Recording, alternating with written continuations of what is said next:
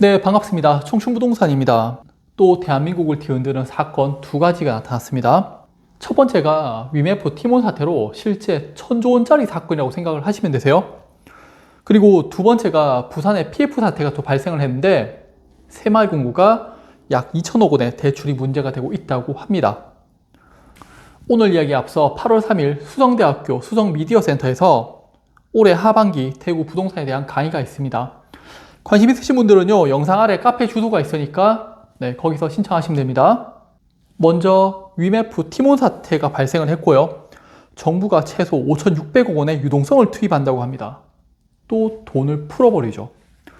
제가 우리나라 환율이 계속 상승한다는 게 이런 거예요. 문제가 발생하면요, 기업과 개인 간의 문제인데 일단 정부가 돈을 풀어서 해결을 해버린다는 거예요. 자, 시중에 돈이 마를 날이 없는 거죠. 계속 증가를 하고 있는 겁니다. 그래서 환율이 계속 올라가는 거고요.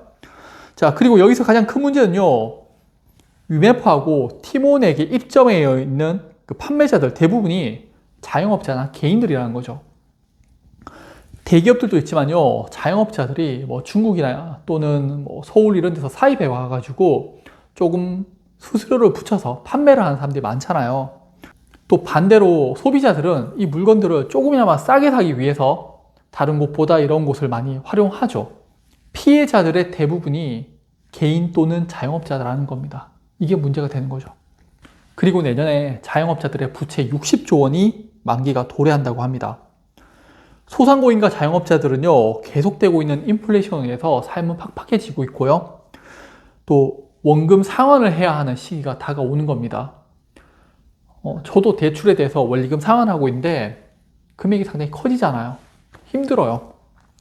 자, 그런데 이거보다 훨씬 더 큰 문제가 있어요. 60조 원은 세 발의 피죠. 한국은행 자료에 따르면요, 올해 1분기 말 자영업자 대출은요 1,055조 원으로 집계되었다고 합니다. 많은 사람들이 부동산발 가계부채에 집중하고 있는데 자영업자들은 담보라고 하기에는 이제 보증금밖에 없는 거죠. 월세 못 냈을 때 보증금에서 깎이잖아요. 은행에서 돈 갚으라고 하게 되면요, 실제적으로 돈을 갚을 수 있는 자영업자 많이 없을 거예요. 원금 상환하기 상당히 어려운 분들 많으실 겁니다. 그래서 사업이 잘 안 되면요, 진짜 밖에 내다 앉을 수밖에 없을 겁니다. 그래서 자영업자 대출이 저는 가장 큰 문제라고 생각을 하거든요. 그리고 두 번째 문제가 있는데 부동산발 문제가 또 나오고 있어요.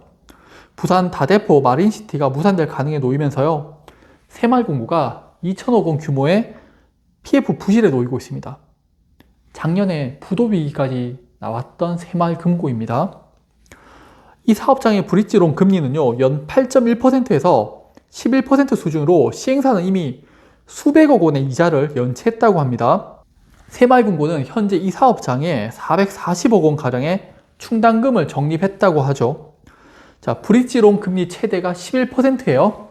시행사가 받은 브릿지론은 3,700억 원이고요. 이 중에 새마을금고가 2천억 원으로 가장 많습니다. 금리를 약 10% 가정해도요, 1년에 370억 원의 이자를 지급해야 하는데 지금처럼 부동산이 팔리지 않는 상황에서 시행사는 뭐 부도가 날 수밖에 없는 상황이죠. 뭐 엄청난 압박을 받을 거고, 이런 시행사들의 문제는요, 벌써 작년부터 예견되었던 사건이었습니다. 경매나 공매로 넘어갈 경우에요, 전국 90곳의 새마을금고가 타격을 받을 전망이라고 했습니다. 대략 경매 공매로 해서 20% 할인된 금액으로 누가 낙찰을 받는다고 가정하게 되면요, 2천억 원에 20%면 400억 원이죠. 그래서 새마을금고가 440억 원의 충당금을 마련했는 게 아닐까 싶어요. 3095세대의 미니 신도시급이라고 하는데 안 팔리죠. 자, 내용은 단순합니다. 4년 전에 코로나로 인해서 유동성 파티를 하던 시기가 끝났어요. 보통 이제 파티는 끝났다라고 표현을 하잖아요. 그리고 바닷가에서 놀던 사람들이 썰물이 돼서 물이 빠져나가게 되면 그때 누가 수영복을 입었는지 안 입었는지 알 수 있다라고 표현을 하죠. 지금이 고금리를 통해서 유동성이 흡수하는 시간으로요, 유동성이 축소되는 그런 시기라고 보시면 되세요. 뭐 9월 달에 미국의 금리 인하가 유력하긴 하지만은 그래도 높은 고금리를 유지하고 있는 거죠. 정부에서 하반기에 PF 지원하겠다고 했는데요. 이게 부동산 전체적인 상승을 나타내는 건 아니에요. 어떤 선별적으로 특정 지역 위주로 부동산이 오르고 있는 거죠. 대한민국은요, 부동산을 기반으로 한 경제 성장을 지속하고 있죠. 내수 경제가 안 좋으니까 금리를 낮춰서 또 돈을 풀어버리고, 근데 그 돈들은 또다시 부동산으로 흘러가 버리고. 그러니까 미국이 정말 위대한 국가인 게요, 이런 식으로 자금이 흘러가는 것을 잘 막아냈단 말이에요. 우리나라는 여전히 부동산으로 인해서 위험 신호를 보내고 있고요. 그리고 높아진 부동산으로 인해서 이자 비용 증가하고요. 대출 비용 상승으로 인해서 국민들은 소비할 여력이 없어지는 겁니다. 그래서 제가 늘 말씀드리지만은 부동산이 대한민국을 망치고 있다라고 이야기 드린 거고요.